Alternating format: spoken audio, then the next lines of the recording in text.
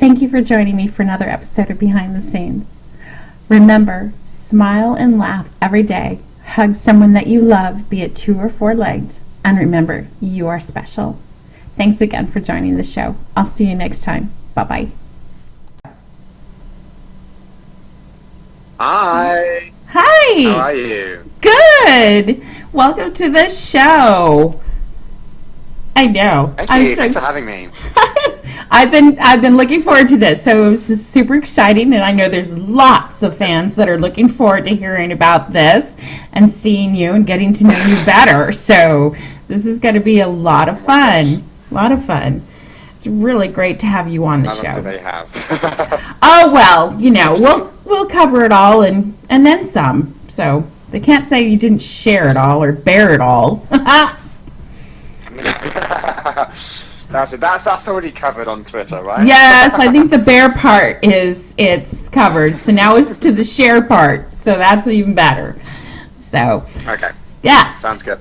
So let's just jump right into the questions. We're going to go right back to the beginning, where you grew up, and what kind of child you were, and just give us a little brief about Drew growing up.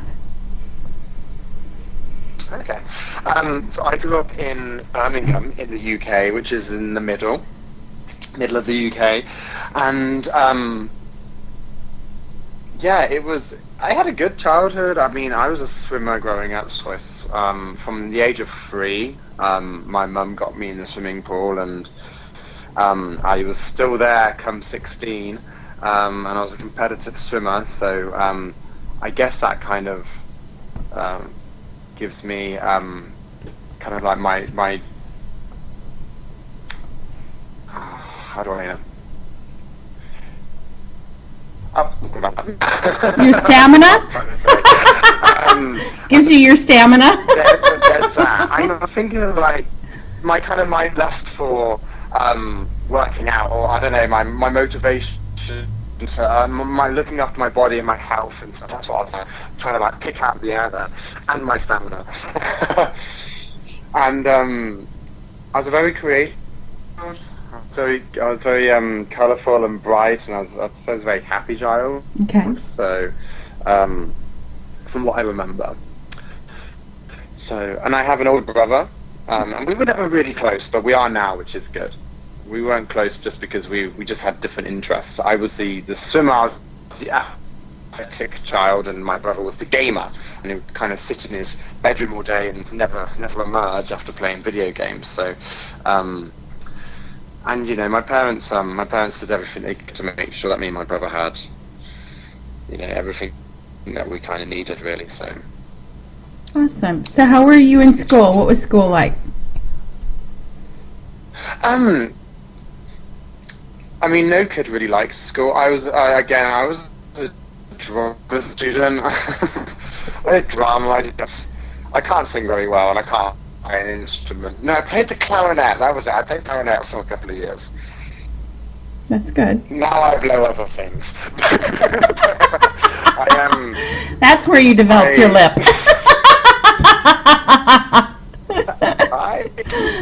I was deep throating that clarinet. They're like, you're playing it wrong. You're meant to blow on it, not suck it. That's right. Right. I wanted to play the violin. My brother played the clarinet. They're like, no, you're playing the clarinet because it's cheaper. I got his hand-me-down clarinet. Just how much of an imagination. My best friend, she played the double bass, and we tried to create an orchestra with just me playing the clarinet and her playing the double bass. And naturally, those two just don't really work by themselves. We were like 12. Well, no, we were younger than that. We were about 9. Anyway. I see. Well, you were coming into your own, so that makes sense. Exactly. So yeah, as a very child, I enjoyed English. I like doing a lot of creative writing. I still kind of do, because I've got a very vivid imagination.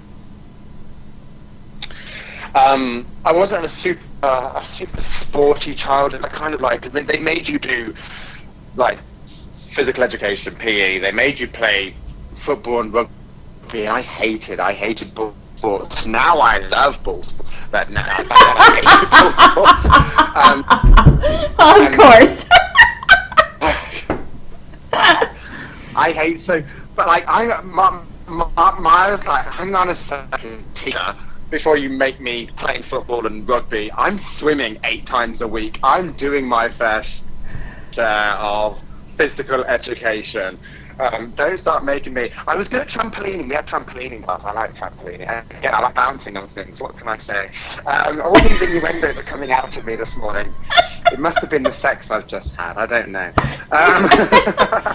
Oh my gosh, you are definitely on today. Why I was late to this interview.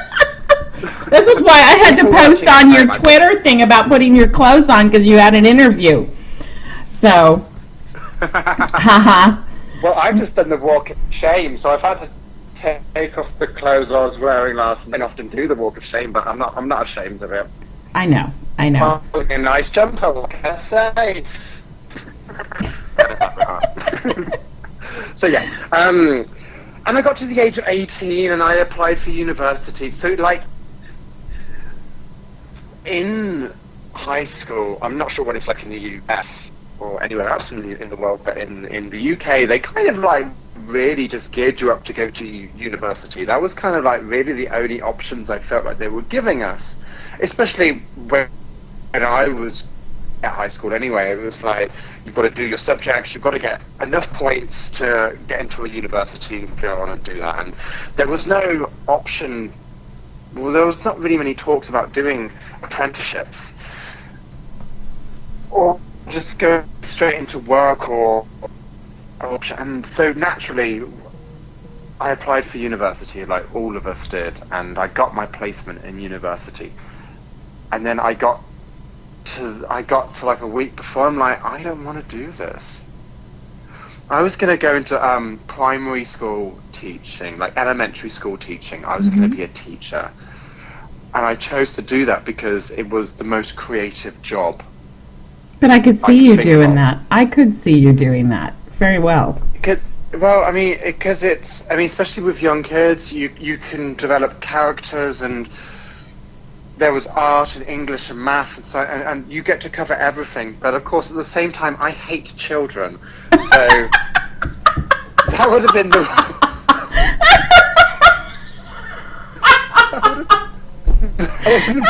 worst job for me. I don't. Oh my gosh. I'm so sorry. This is why I do porn. There's not a paternal bone in my body. Oh my goodness. Oh my You goodness. should have seen me traveling through airports during the summer.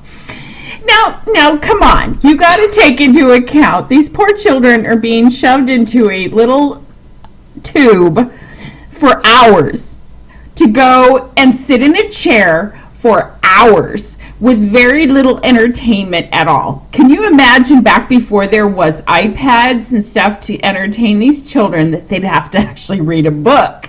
Or if they weren't even able to do that, there's not a whole lot to do on a plane for 8-9 hours, depending on how long someone's flight is. So no, you're not going to catch children in their best hour, because I can't blame them. It's boring as hell sometimes on flights. If you run out of things to do, you either sleep or you act out because you're bored. Or you go and take selfies in the bathroom. I was going to say, I mean, at what age is it appropriate for them to start doing that? I don't know. I'm not a parent. I don't know. I would definitely... What do you even mean? I don't take a single selfie in the bathroom, certainly without my clothes on. No, I have no idea what you're talking about. Anyway, back to the whole going to school for a teacher. So I take it... Yeah. Yes. Anyway, naturally... Yeah. Go ahead. Go ahead.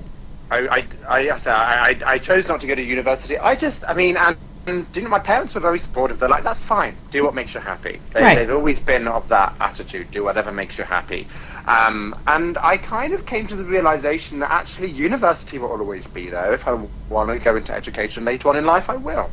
There's no way to go and do it when I'm 18. If I want to be 40 or 45 or 50 or however, now I can do it whenever I want in my life. Right. So tell me I about. worked in retail for 10 years. So you did what? I worked in retail for 10 Oh, well, that's all right. Yes. Retail's good. Somebody has to do it. Somebody years. has to do That's it. skills. It's skills. Absolutely. Those shops don't themselves, do they? Those clothes that get chucked on the floor in a changing room don't pick up. No, they don't. It's horrible to go in there into a changing room and use one, and you've got clothes hanging on the walls, and then you're like, "That's not mine. I didn't do it." I hate that. Because you go in and you feel like you're going to be the one accused of leaving the stuff behind, even though you know it wasn't you. So it's horrible. It's horrible.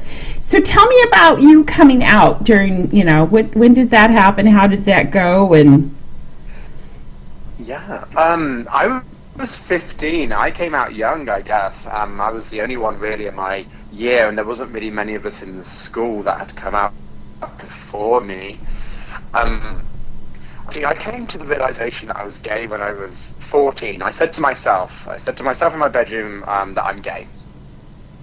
Even though you could look back and I was the campus child, I'm like, I was definitely born gay, but but I remember because I told one friend first and kind of tested the water when I was 14, and then we didn't talk about it for a while, and then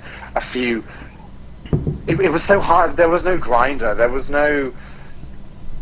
it was MSN Messenger. That was the thing at the time, and like there was chat rooms, so there was like the kind of the dawn of like broadband type thing, and I remember being in chat rooms and finding people that I had no idea who they were, but I was talking because I had no one else to kind of really confide in, and so that's what I did. And then I remember speaking to someone in a city, so I lived in Birmingham, and this boy was living in Cambridge, so I mean these two cities were not close to each other. Mm-hmm. I was talking to him, and he was the same age as me, and he came out to his parents, and it was like kind of almost having to learn from him. And of course, being a swimmer, and I was swimming 8 times a week, and I would be in that pool, and that you have to occupy yourself. You're swimming up and down, up and down, up and down for 90 minutes, up to 2 hours at a time, and I'm in my head a lot, and I'm like, this is what I'm going to say to my mum. This is what I'm going to say to my dad. This is how I'm going to do it. This is how I'm going to do it. I'm going to do it after swimming. I'm going to do it after swimming. And I'll be sitting in the car on the way home, and I'm like, right, you thought about it, you've done it, you can do it. And I was too scared to say anything. Until a time came, and I was dating a girl at the time. I was dating a girl, and I dumped her on June the 12th, 2003. And my mum, after swimming, my mum's like, "Oh, how is she? How's your girlfriend?" I said, "I've left her. I've dumped her." And she's like, "Why?" I'm like, "Because I'm gay." And it just rolled off the tongue. I'm like, "Thank you, Mum. You handed it to me." And of course, it was. She's like, "That's fine." She obviously had to know. It was evident. Did you find it anticlimactic after all of your stress and angst, and how are they going to take this, and all of a sudden she's just like, "Okay, that's fine," and you're like, well, being drama queen now, I've been like, what? Is that it?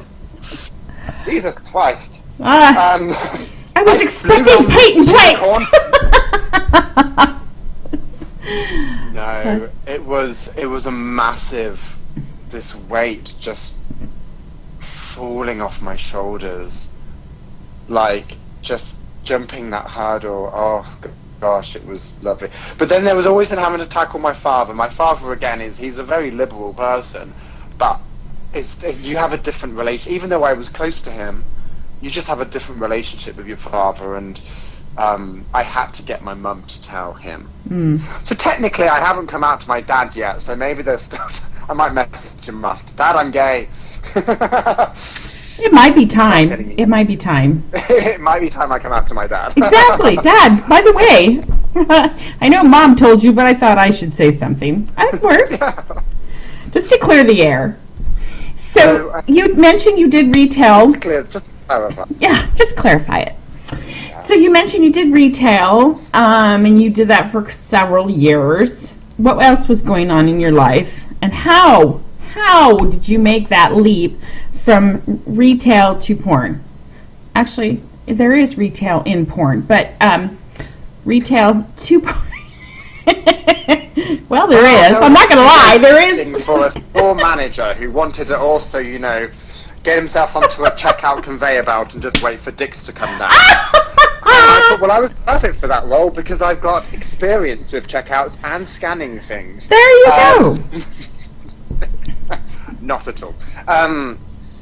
I spent all my 20s in 2 very long-term relationships. So one from the age of 18 to 24.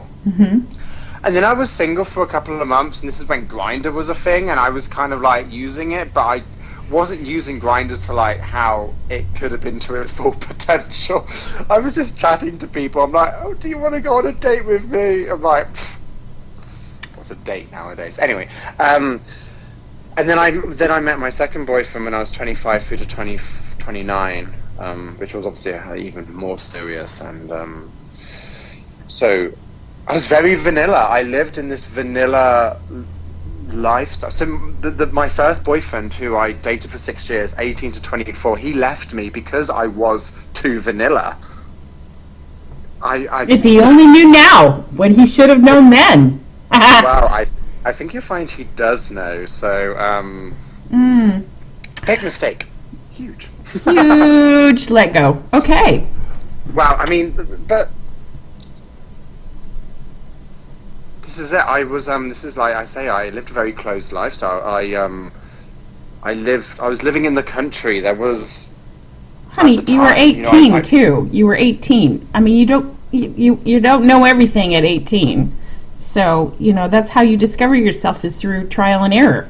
So I think maybe if I'd perhaps if I'd gone to university and I lived by myself and I discovered the gay scene that way, maybe it would have been different. But like this boyfriend of mine, we went out, but we didn't go out loads. We didn't party. Certainly didn't do drugs or anything. But he left you because he thought you were too straight-laced? Yeah, I mean, I guess the sex between us just became a little routine. It became very routine. It was a bit stagnant. Do you know what I mean? I think he wanted to try something different. I think he wanted to be with someone different. Which I mean, he left me for someone else.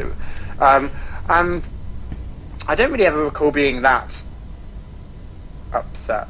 It was, yeah, I was upset. Of course, you would be after 6 years, but at the same time, I kind of recall like almost thanking him. Because he said that we were stuck in a rut, and we went on a lot of holidays. We took a lot of trips, and he's like, we're just using these holidays to kind of mask our relationship at home because we're happy on holiday, but we're not happy when we're back home. So if in the end, I kind of like thanked him. I'm like, well, thank you because you did something braver than I could do. Right. As opposed to cry into a pillow. So it was into the second relationship. So I got myself onto Instagram back in the start of 2016, and I started using that, and I was just posting photos of myself, and I never realized actually, people, I thought it was just like a Facebook, you just have people that work colleagues, family, friends, people, but Instagram was different. People all over the world start like following you, and it's like liking photos and commenting, and then of course my photos got a little bit less just selfies and a little bit more risque. I was showing a bit more body, and you get a few more comments, and it felt good. And then I started discovering, I think I found someone wearing like rubber gear, and then I watched a lot of porn, but it was all a lot of the porn I was watching was, again, it would be just couples, it may be threesomes, it wouldn't be anything super adventurous. It was hot, but it wouldn't be super adventurous. And then I started Googling or like searching for different types of porn. And then that's when I found fisting. That's when I found water sports and BDSM and leather and rubber and this is when I found Folsom Street Fair in San Francisco. I found, this was all happening at the time, and all these, and at the same time, whilst this was all going on in my head, and I was watching all these new things, and I was getting excited by all these new things, I then started, I wanted to try it, and of course, I was then posting more stuff on social media that was, again, more risque, and it was just building and building and building, and I had to give it a go. And of course, I was discovering all of this kind of without my partner at the time knowing, or without really any of his consent, because we were a monogamous couple. Mm-hmm. And of course, the time came, and I had to I felt like I had to basically come out to him. It was coming out to him all over again. And that was just as hard. I was then taking these commutes to work where I was in my head thinking how I was going to explain it to him. I'm not a confrontational person, so I'm very good at articulating words in a message. Mm-hmm. And being very diplomatic.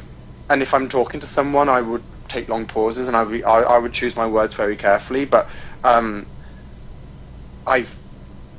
because I don't want to say something where if someone gets angry or someone starts arguing, I don't know how to tackle that, because I'm not a confrontational person. So I found that really difficult, how to kind of come out to him and say, this is what I'm interested in, and this is what I'd like to give a go, and I'd like to kind of like, again, ironically, I was the one then that wasn't vanilla anymore. And we were in a vanilla relationship. The sex was good, but I wanted just to try new things, and I certainly wanted to try porn. The exhibitionist in me at this point was on full brink, and he wanted to do porn. And of course, just over 2 years ago to the day, on the 8th of September 2017, I walked out on that relationship because I had to try it. That's understandable. I did. So it was either going to work or it didn't. And I'd like to say, for me, it's worked. I think it has. I mean, that's just my opinion, but I think you are creating a career, a very professional, I think it's a very successful career. And I think you're taking everybody by storm. It's good. It's good. I've been cheering you on since the day I found you. So yeah, I'm super excited and you're 2 years into it, and you're already where you are. So you are definitely on the right path. And that's just my opinion. Not that it's any kind of professional, but it's mine. So there it is. Thank you. You're welcome. Yeah, and I at the end of I am grateful for the opportunities I've had. I've set my standards as high as they can go. The studios I want to work for, the people that I want to work with, the image I want to portray, the brand I want to create, I've set it as high as it can go. And every time I reach a goal, I just move the goalpost.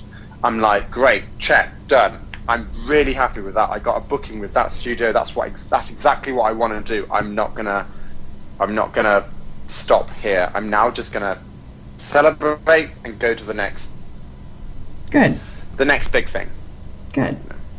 So, how did you come up with your porn name? So I was working in an office at the time, and there was a really, really hot guy whose surname was Drew, and another really, really hot guy whose surname was Dixon. Mm. So I just imagined they had a baby, and I was creative. That's awesome. I just imagined them going at it like fucking wolves, and I was concocted. But yeah, they were. I don't think they. The place where I was working found out what I was doing, so it couldn't have been that much of a surprise that Drew Dixon were two names that were quite popular within the office. So maybe they probably figured it out themselves, and I'd love to know what their reaction was if I was to sit down and tell them that's where I thought it. But I thought it was pretty creative. I think it's awesome.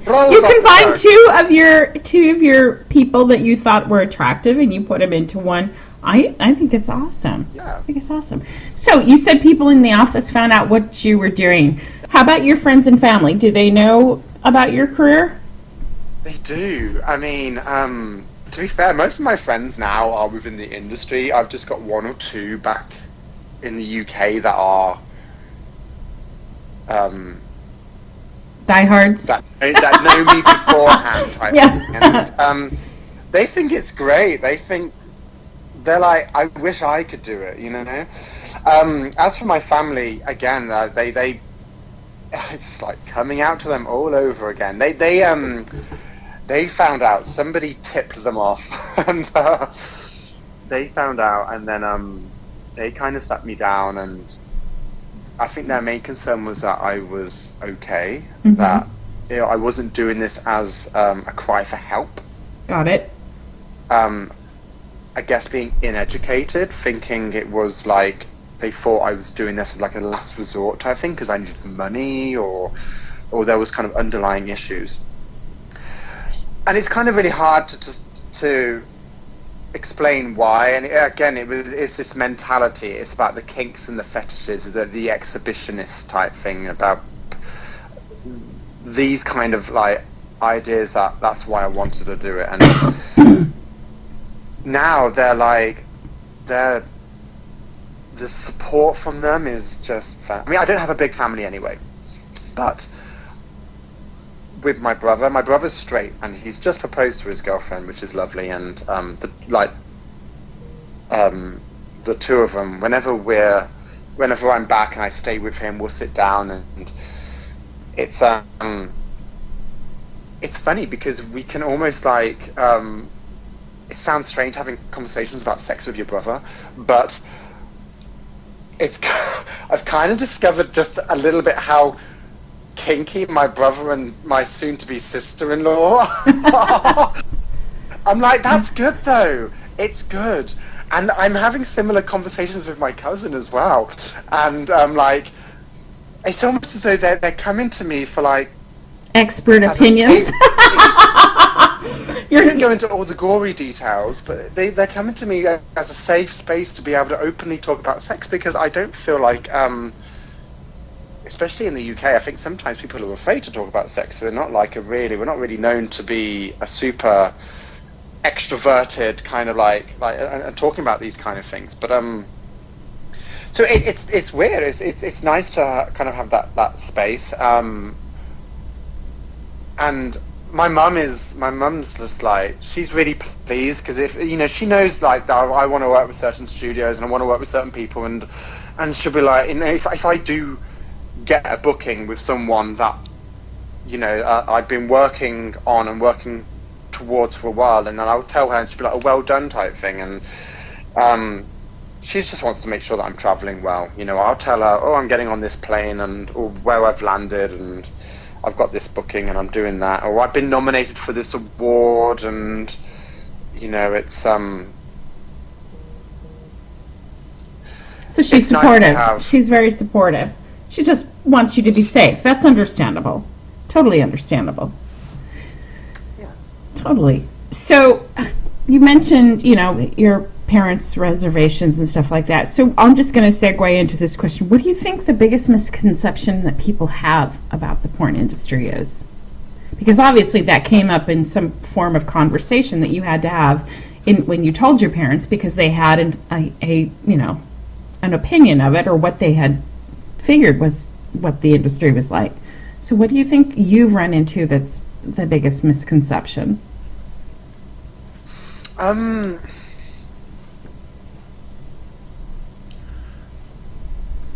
The biggest misconception.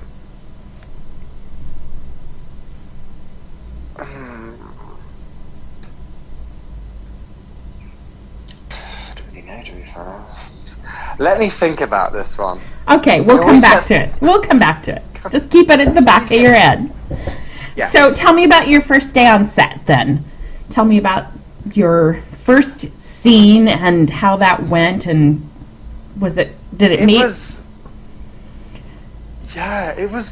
It was so much fun. I was so ready for it.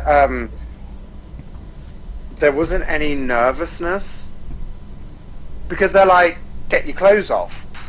And it was really the first time someone said to me, get your clothes off, and there's people standing around and there's other people, and you just have to do it. There was no hesitation. I just whipped it all off, and it was just a liberating feeling.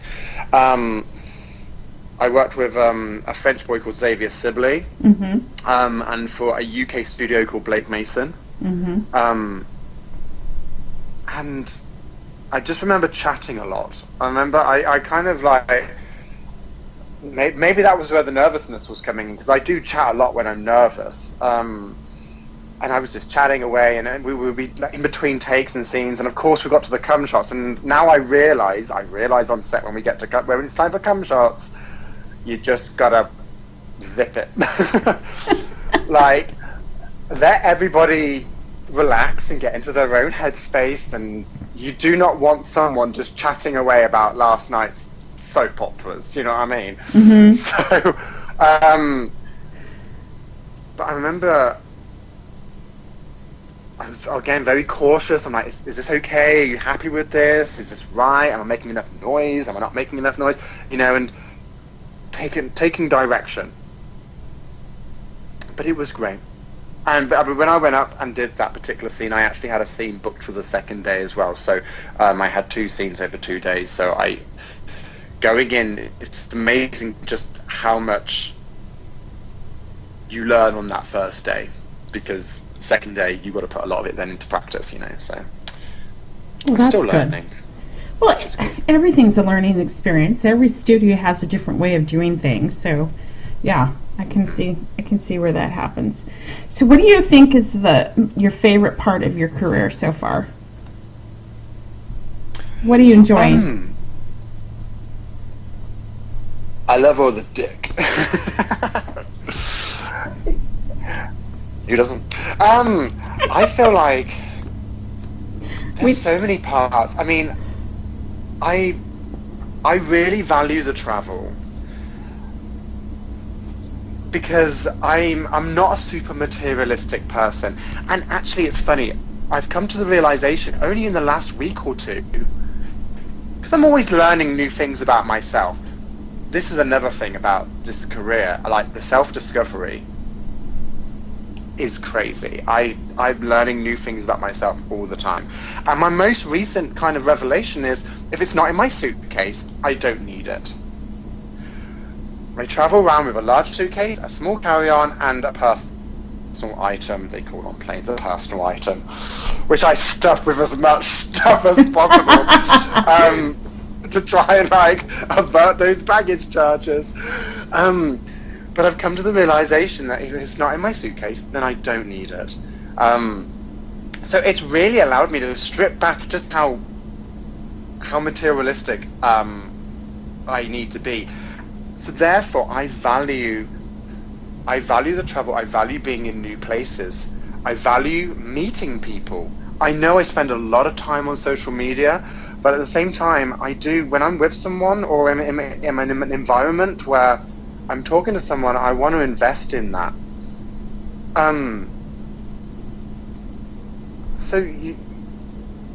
That's one of the best bits.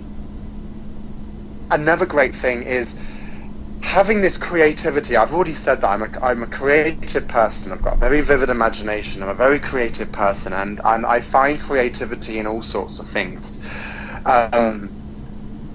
So when I was working in an office, the most creative thing I could do was put post-it notes on my computer screen in like a rainbow formation. But now I can... It was bleak. Now I'm on set and I'm creating something, and I'm creating a product that I'm proud of.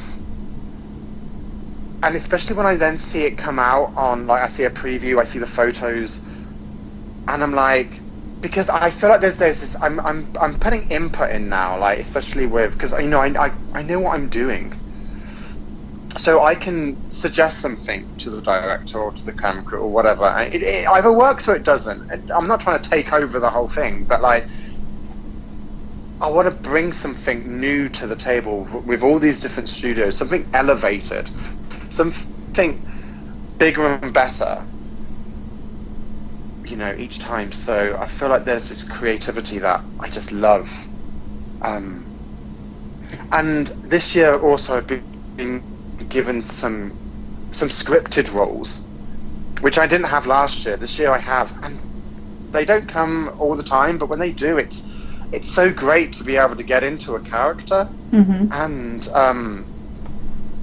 I just the little bits of B-roll. It doesn't have to be much, but I like watching that stuff back because, you know, it's. I guess that was my childhood. Like I say, I was a drama student. That's what I studied, and that's what I love doing. And to be able to get to this age now and start doing it in, you know, it's.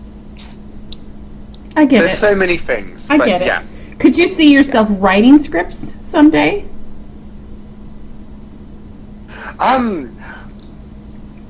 Maybe I have. Ooh. Maybe I've already written one. Oh, really? Maybe I've already started on the second.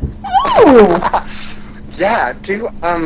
Well, obviously I have a lot of time to myself when I'm traveling, especially if you're on a plane or something, and like you're cut off from the world. It is just you and the other 200 people on that plane that you probably don't really want to talk to, and the cabin crew, and you need to talk to them because you need those pretzels and a free can of Coke.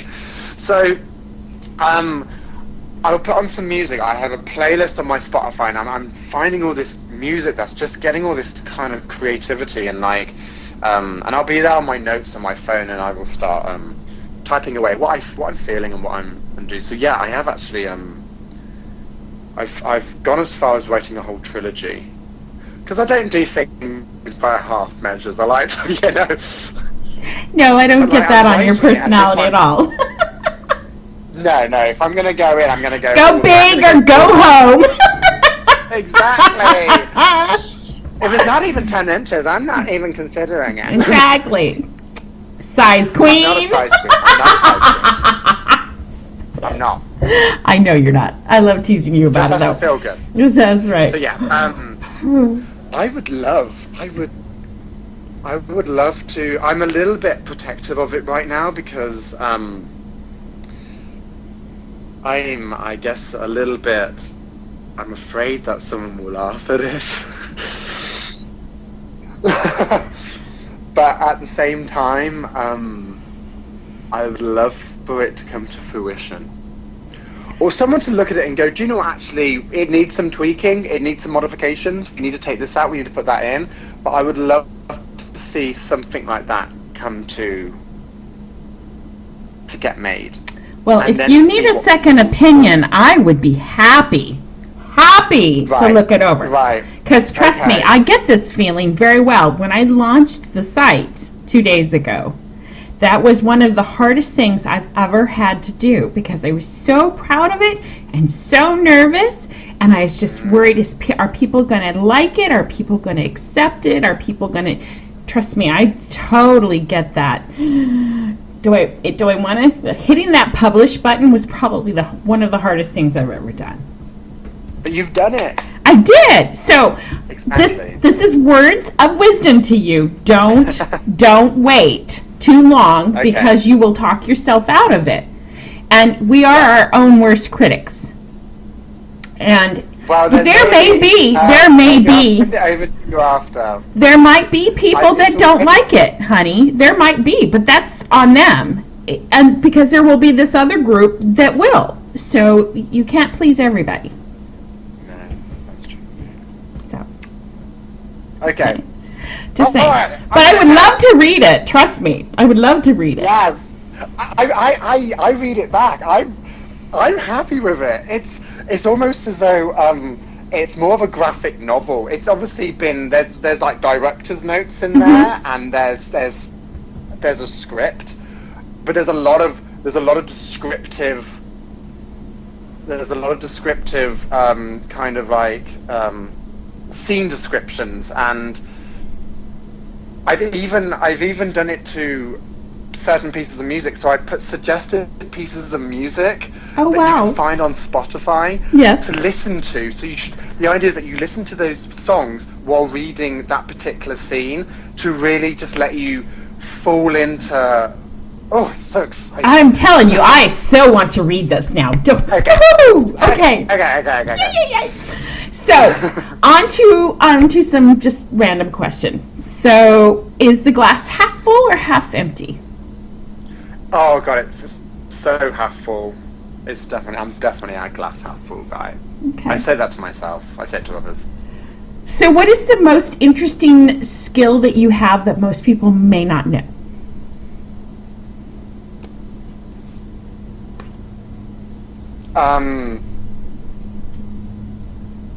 People may not know a skill. Talent, I'm skill.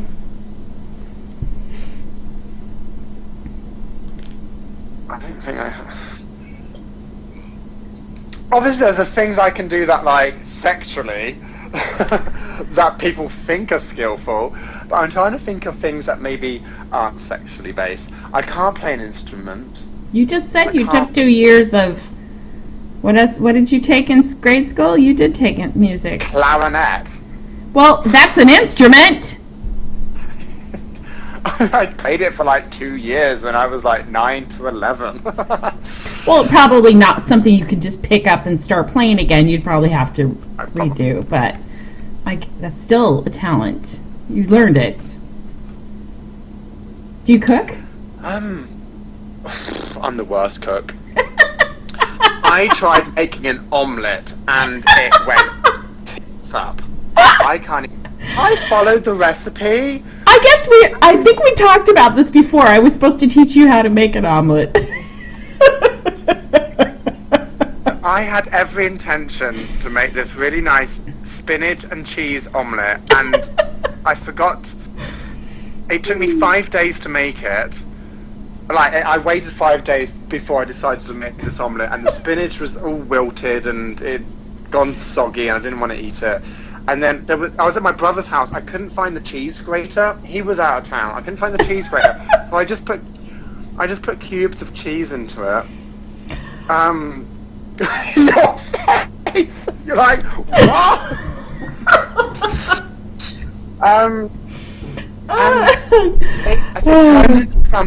It turned into scrambled egg with cubes of cheese. You should. Oh my god! I need to send you a picture of a cake that I baked last year. Okay. So I baked cake, and it started off okay, but I didn't have any scales to measure things, so I was just guessing the measurements. Oh, this wasn't a box cake. You made it from scratch? Yeah, I bought the flour and the sugar and the icing and butter. So I put so when it came to making the buttercream, the icing sugar and the butter, I was meant to sieve the icing sugar first to make it really fine, but I forgot to do that. So I put the icing sugar and the butter together, and it all clumped. So then I tried putting it then through the sieve when the butter was already in it, and I was using a spoon to like push it through the holes of the sieve, which obviously didn't work. I want video of this stuff. You need to make videos of this stuff.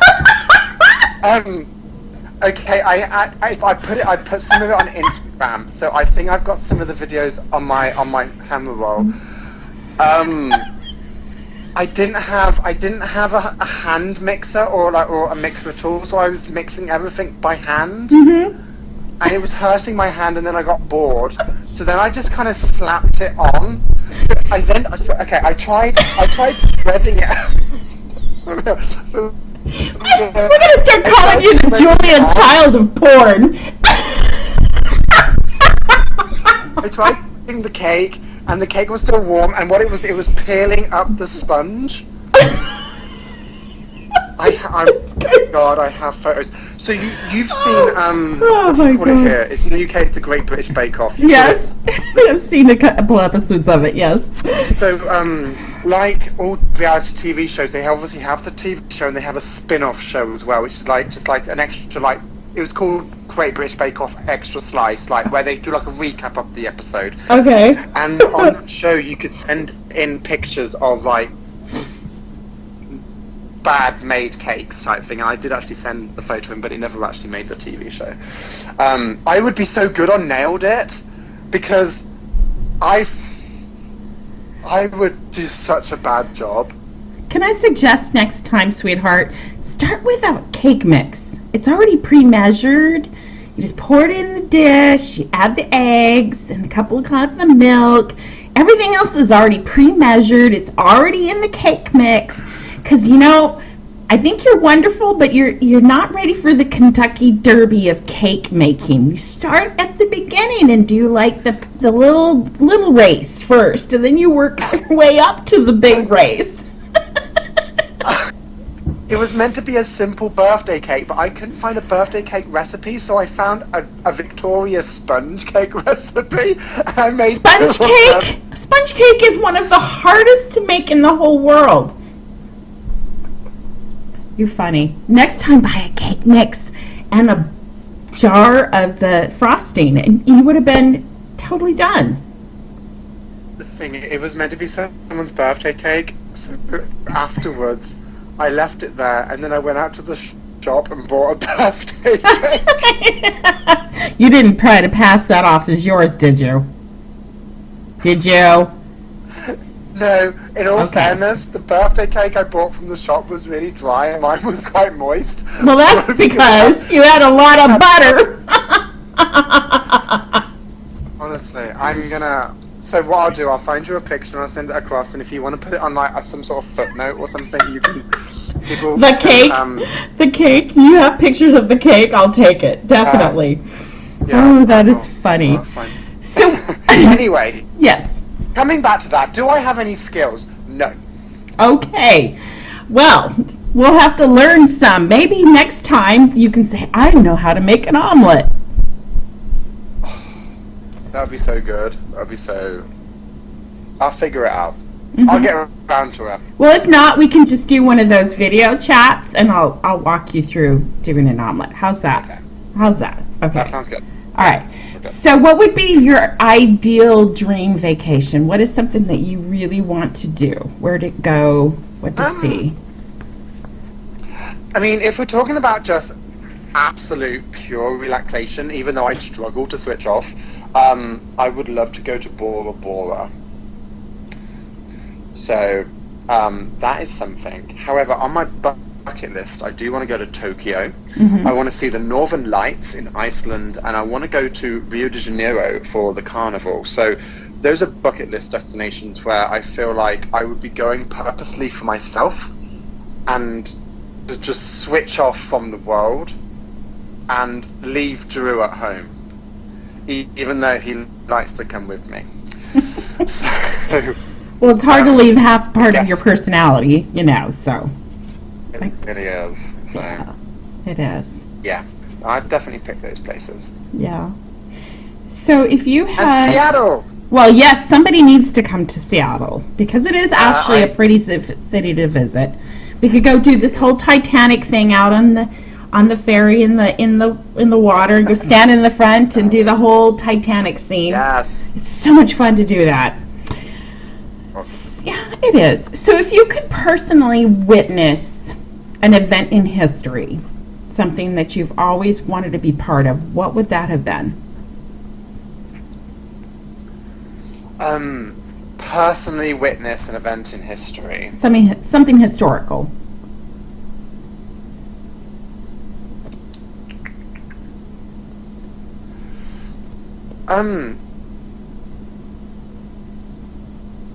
I don't know why I've just thought about this, but I think I would like to.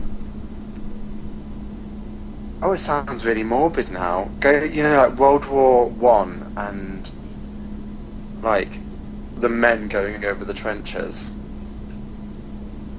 I think what's triggered that is because there's been a lot of documentaries recently, and I think someone was watching it on the plane yesterday.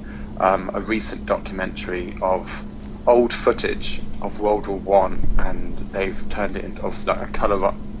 It's been colorized, so it's like you can see it in full color.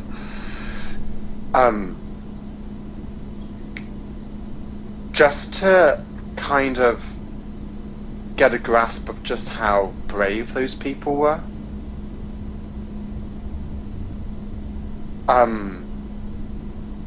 And what they've done for generations to follow that they never knew they did.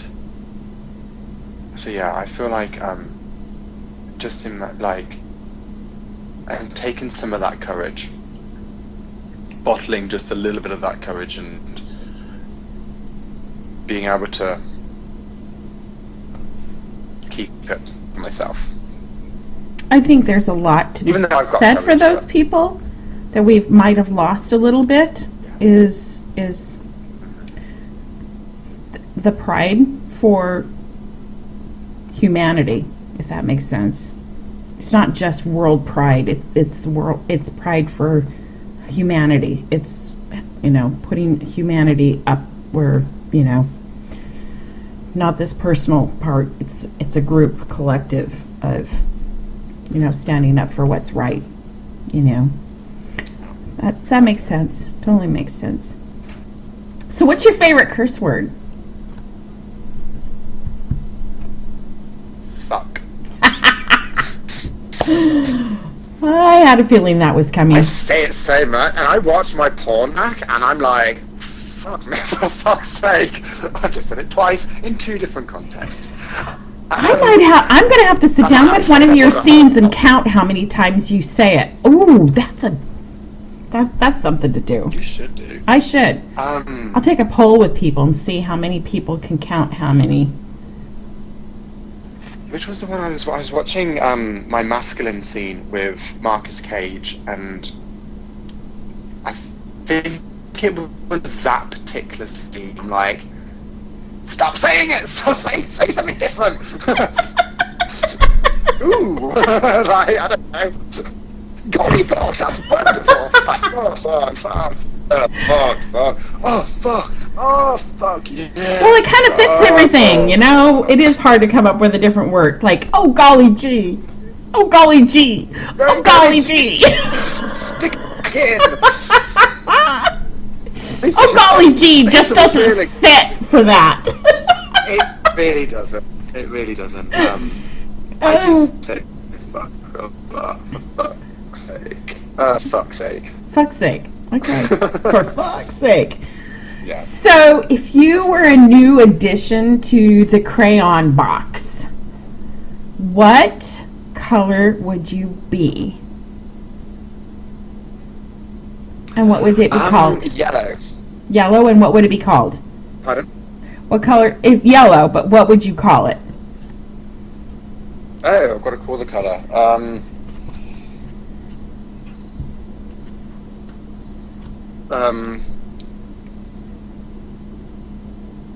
I'll call it red, just to fuck with people's minds. The red thing. No, the other red crayon.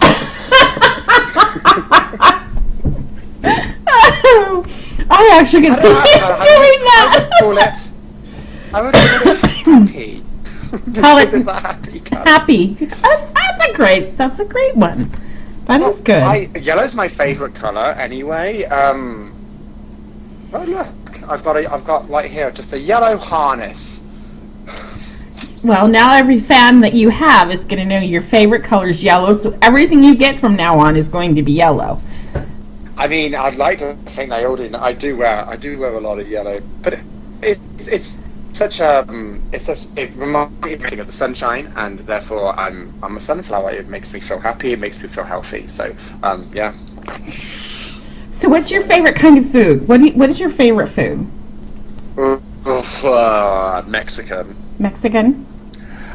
Fajitas, burritos, enchiladas, tortillas, quesadillas. Everything. That's the extent of my Spanish language. Queso, por favor. Buenos noches, por favor. No. I'm just saying random. I know you are. It's all right. It works. But nachos, they are my weakness. Nachos. Loaded, right? It's loaded nachos, because I like to be loaded. With I meant yes. guac. Guac, but yeah. Green. Salsa. Yes. Yeah. Salsa. All of it. Just shove it on. Yeah. Okay. If I'm bottoming tomorrow, hold the jalapenos. But apart from that, That's one way to clean yourself out before a scene. Have lots of beans. Au natural. That's right. Do it the old-fashioned way. So, what makes you smile? I smile when I celebrate my own success a lot, not like in a bragging way. I won't always like tell people about something that I feel like I've accomplished, but that's definitely something that makes me smile, but more on a daily basis. I have a few select friends that I will message on a daily basis, and they always make me smile because we have similar sense of humours, and it's always nice getting a message from someone. I'll have friends in Canada, and I've got friends, obviously, one friend in the UK, and friends here in Vegas, and so wherever I am in the world, I can always reach out to them, and it's just the simplest things, and a meme or a GIF or something, and just sharing it with people that I'm really close with, and yeah, that makes me really happy. Awesome. Laughter. Laughter the makes ability you. to laugh. Yes. So, what makes you sad? What upsets you? I've kind of come to the realization recently that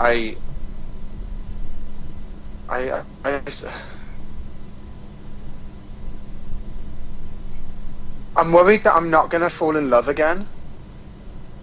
That makes me sad. I know that sounds ridiculous. No. And we all have our fears. We all have our... Yeah, I mean, this is me being super vulnerable right now. Oh.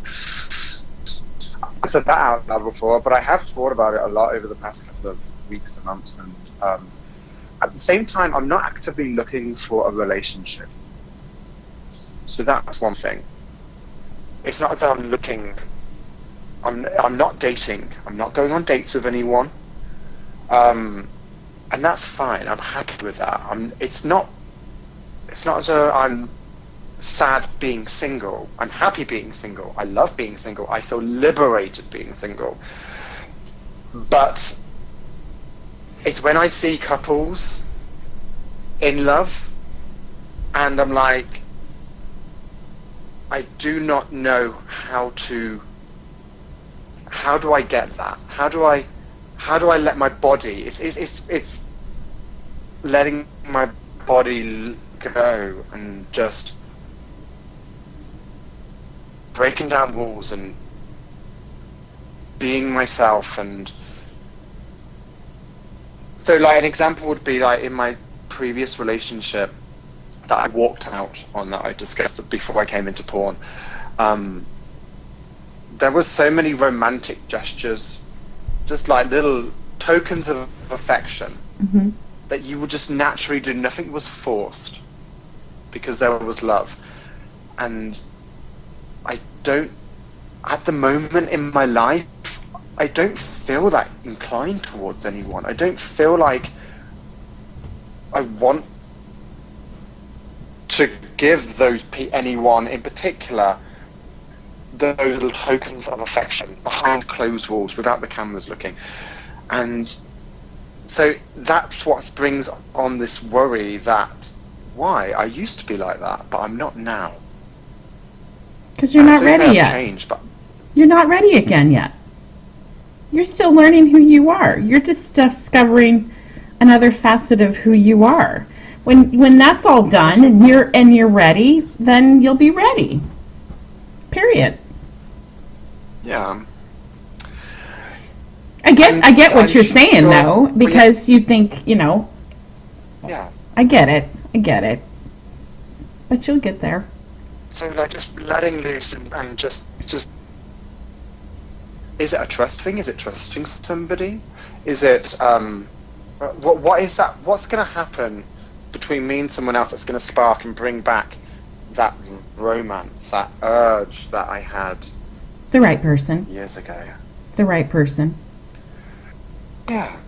And I guess maybe because I'm not looking for that person. If I was looking, but at the same time, I also believe in fate. I don't feel like you should be looking for people. Like No. my last relationship, I wasn't actually looking for that person. We just found each other, and I do believe that people will people will come into your lives at a certain time for a reason. So You already have the answer to your question. You just said it all. When when the right two people, which you're one of them, find each other, that's when it will happen. Right now, you're not that person yet. You're still developing you. So enjoy that. Enjoy your journey. Yeah. I know. Enjoy your journey. I will. And this is not to downplay what you're feeling, because trust me, we all have those thoughts in our head. Should I not be doing this? Should I be doing this? What's wrong with me? Why am I? It's human nature to second guess ourselves, and then we sit there and go, "What am I doing? I have better things to do than sit here and Yeah. Yeah, it's good. It's good. So if you had an autobiography written at the end of your life, what would you want it called?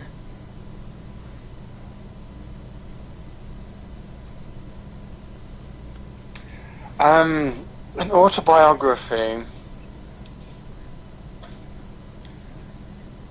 The Starbucks memoirs. That'll work. That'll work. I just made that up.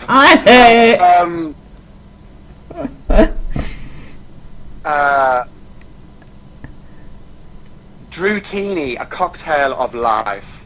Ooh, I like that. I do like that a lot. It's got coconut in it. Ooh, of course it does. Of course it does. So what do you want to be remembered for? I want to be remembered for my work. My happy-go-lucky character. I want to be remembered for my work ethic and be like, yeah, Drew was great to work with. He was easy to work with. We always got great work from him. I wanna be known for a catalogue of work that has won awards. Doesn't mean I'm going to get it, but if we are saying sky's the limit here, then that's what I want to be. Sky's the limit, honey. There are. Sky's the Exactly. limit. I mean, the thing is, the fact that there are guys out there that are or have been remembered because of their work and their personalities. So therefore, if they can do it, then so can I. Yes, you So can. I will keep working towards it. So Until I've we achieved it. tabled a question. But I'll keep going. We tabled a question, remember, about the misconception. We did. So, did you think of anything? What do you think people have the biggest misconception about porn and the porn industry? I think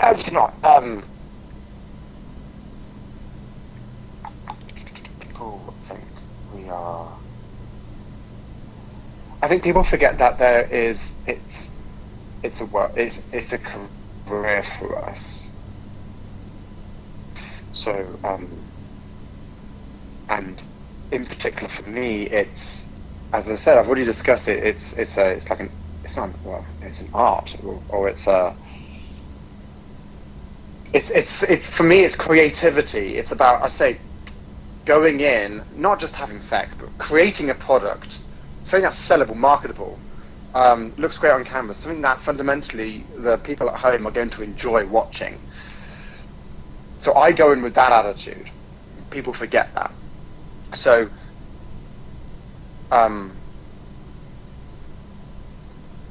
people, you know, if there'll be stigma if you know, someone won't enjoy it if it's a condom scene. Okay.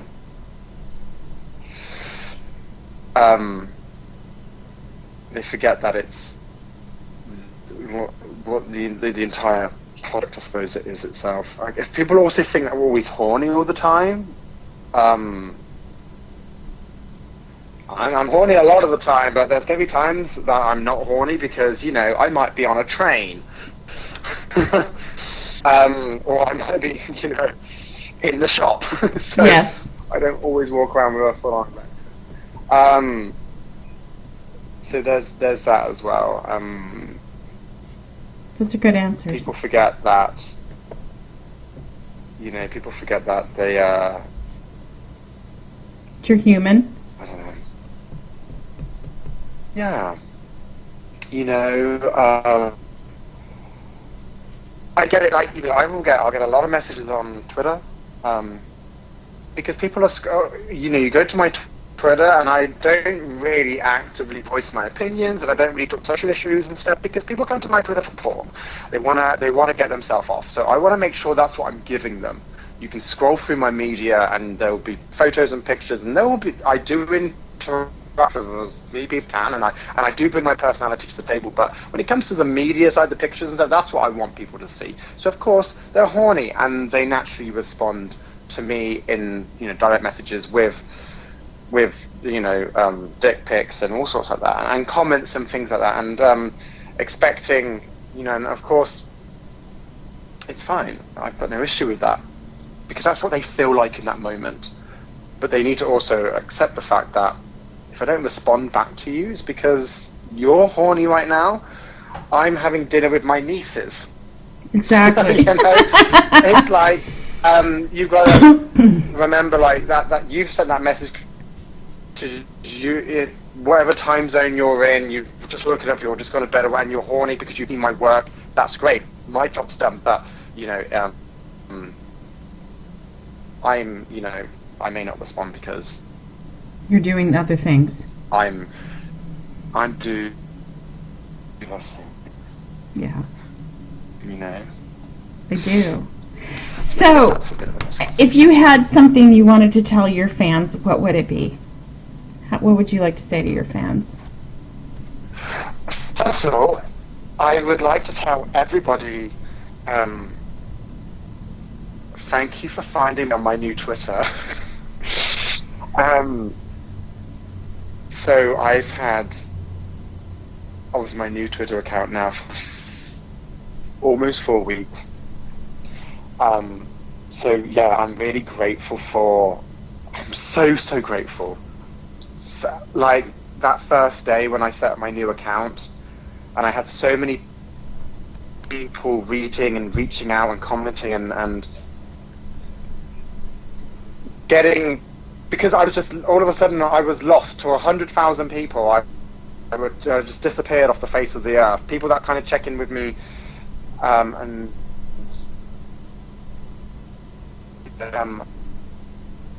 so just thank you for following my work. I've got so much great stuff coming out. Like, the stuff the stuff I'm releasing now, I love, but the stuff that's gonna come out, I love even more. I'm so proud of it, and I really feared that people were gonna not see it. Of course they would do somehow, but like, so yeah, I'm so happy and that people Have found follow you me again. and support me, and yeah. So yeah, it's just a lot of love, really. Everyone who's supported me now from day one, people who've just finding me, and people who are watching my stuff, people who are buying my stuff. And then there are those occasions I get to meet people, if I'm working an event or there's the odd occasion, people will just find me in the street, or I might be at an airport. It's happened before where people have come up to me and they just knew who I was, and it's like I will always, if someone approaches me, I will always make time to speak to them. Nice. Because we live in the real world. We do live parts of our life on social media, but I'm going to engage with you much, much more in person than I am going to on Grindr. Because I like meeting people. As I said before, part of the joy of my job is meeting new people. So I'm not really meeting you on Grindr, I'm just talking to you. But if I see you, I always encourage people just to come and say hi. Because I will invest time to talk to you. Nice. So, speaking of which, where would we find you on social media? Where is Drew now? Okay, awesome. So on Twitter, I am Drew Dixon XXX. I think that's either my previous one. Drew Dixon XXX. And on Instagram, it's drewdixon.official. And you could probably find my phone number in most toilet stalls across along with my business rate. Oh my God, you cracked me up. And you'll also find me, and every Sunday you'll find me at church on my knees. Yeah. Church of what? What was that? Church of what? Yeah. Haha. The Church of Cock. Church of Cock. Well, it starts with a C, so I can understand that. Yeah. So, Drew, thank you very, very much for sitting down and talking with me today and sharing a glimpse into your life and you and everything. I really do appreciate it very much. And I know the fans are going to love getting to see you in all your glory and everything. So I know you're at least I know half naked. So give it today's. I got a jockstrap on. Do you want to see it? Oh, sure. Why not? Let's see. Oh, hang on. Ooh, Andrew. Oh, good Lord, have mercy. Look at you. Oh. All right. Thank you very much. Bye. Bye, honey. Thanks again. Thank you. Thank you for joining me for Behind the Scenes. Today's guest is a gentleman from over across the pond, and I have been really looking forward to sitting down and talking to him and getting to know him better. He's funny, he's witty, he's gregarious, he is sexy as hell, and he is not afraid to speak his truth. So it gives me great pleasure to sit down with Mr. Drew Dixon. Welcome to the show, Drew.